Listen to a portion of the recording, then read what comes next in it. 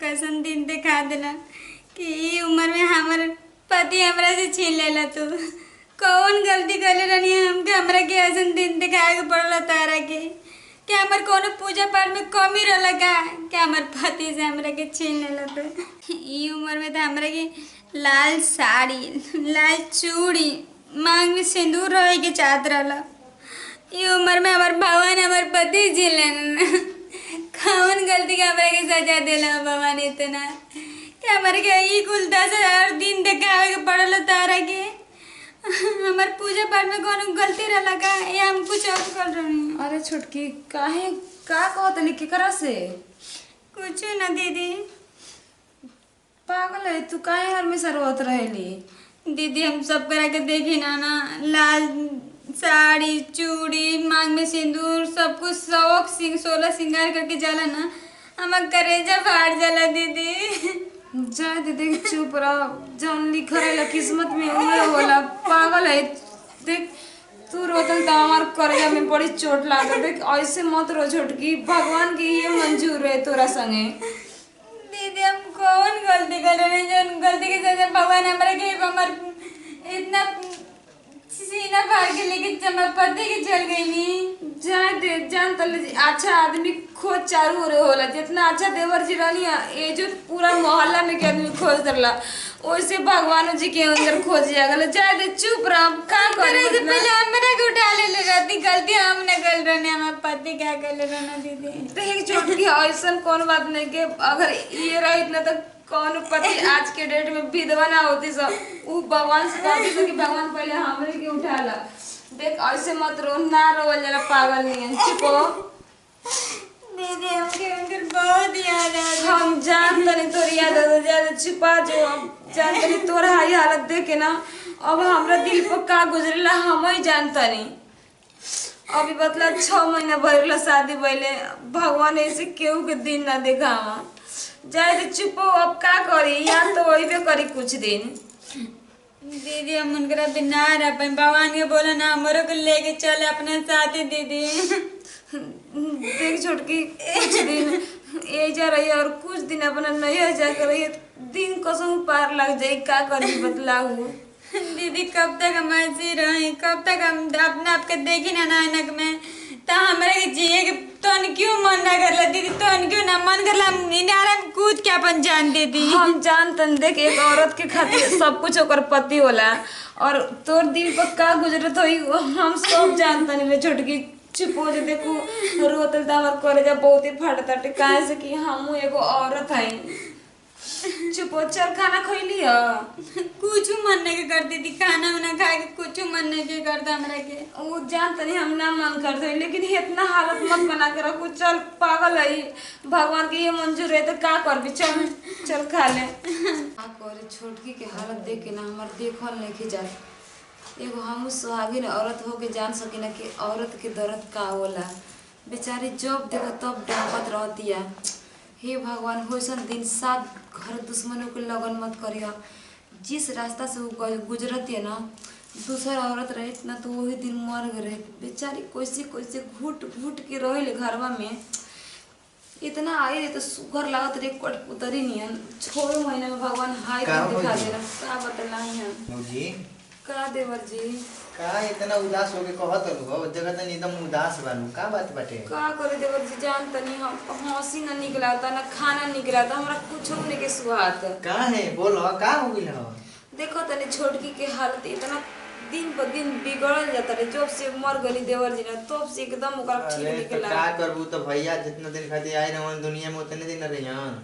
अब देखो तनी हरदम रोत रहती है तो हमर देखल नहीं खे जा देवर जी का करी अभी बता। का करबू अब ते उनकर मान लो कि अब शादी भइले 1 साल होकले रहे कि शादी कइले अभी 6 महीना होकर ला भैया चल गए तो बतावा अभी नया नया कनिया रही और भी उनकर ई दिन दशा हो गई तो आगे चल कर के कितना दुख होई जी तू ही अपना से सोचत है वो। देवर जी हम का करी कोनी कुछ दिन एजे रहू कुछ दिन अपना नैहर जाके भी दे कैसे का कर सके ओकर के तो समझाइए ना सकी ना हम। हां अब बेचारी के मान कि एगो मेहरारू हो के भाई उनको भाई आगे पीछे अब कोई है ये नहीं के तो वो तुम अकेले ना हो गइल बानी। जान तन देवर जी हम एगो औरत होके जान सकेला कि औरत के दर्द का होला, ओकर पति ही ओकर दुनिया होला। उ बेचारी कैसे जिए थे 6 महीना के आदमी के मर के बदलाई।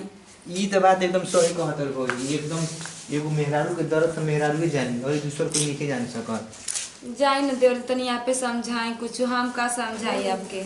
ठीक कहत लू। देखी न घरवा में रोत रही तनी आप पे समझाई। जा तनी।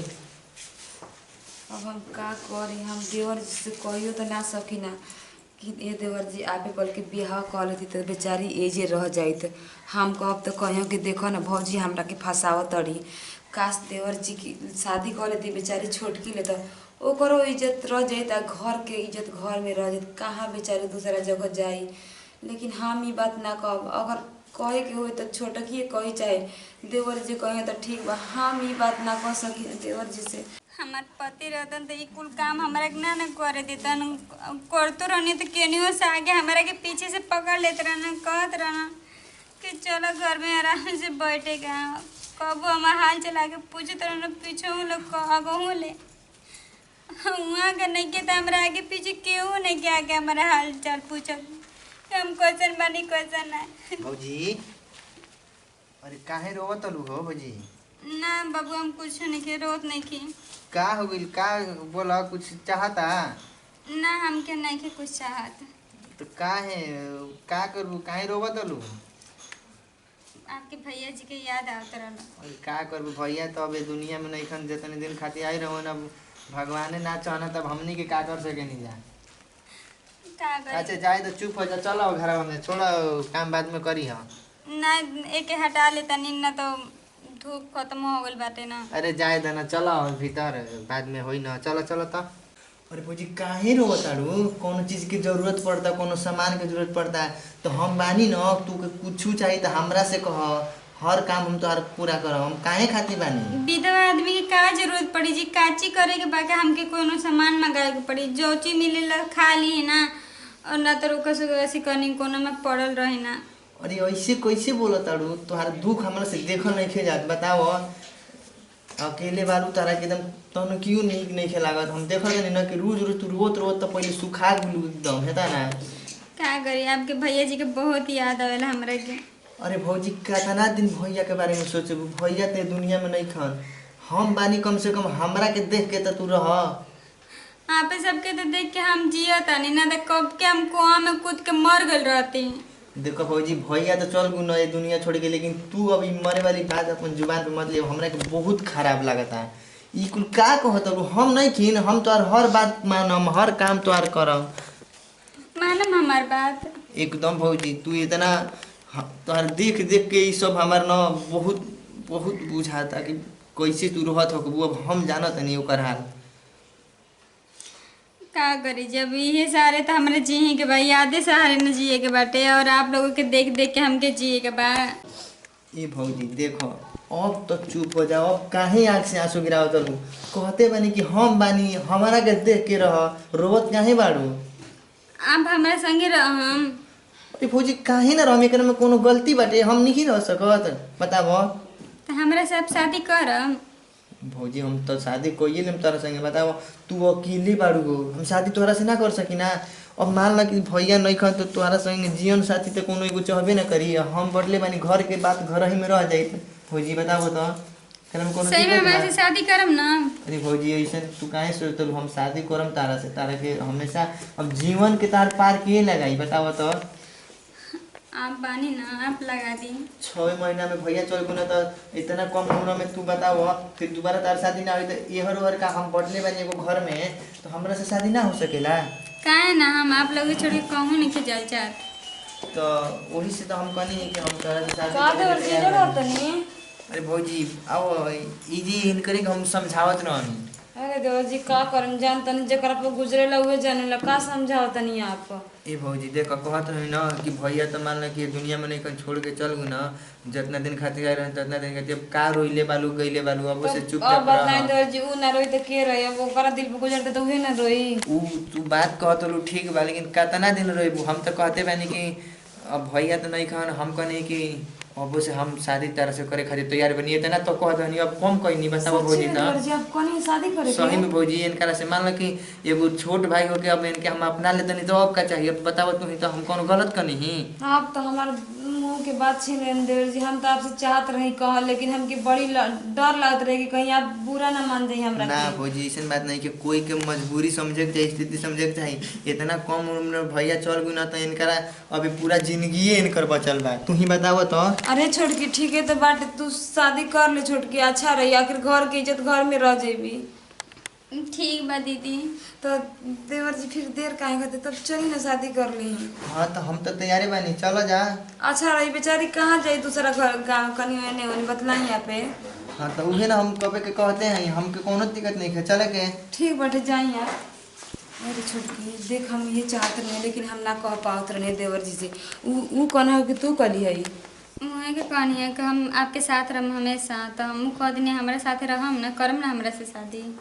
ठीक बारे छोटकी, चल हम ये चाहते नहीं, चल देवर जी से शादी करा दी, अच्छा रही। ठीक बा दीदी। चाहे तो भगवान कम से कम देवर जी मान तो गई ना, हम तो ये चाहते नहीं, ये ऊपर वाला सब कोई के घर के परिवार ऐसे नहीं दिया कि केहू के केहू मजबूरी समझी, जैसे हमारे देवर जी समझना। चलिए शादी करा दी।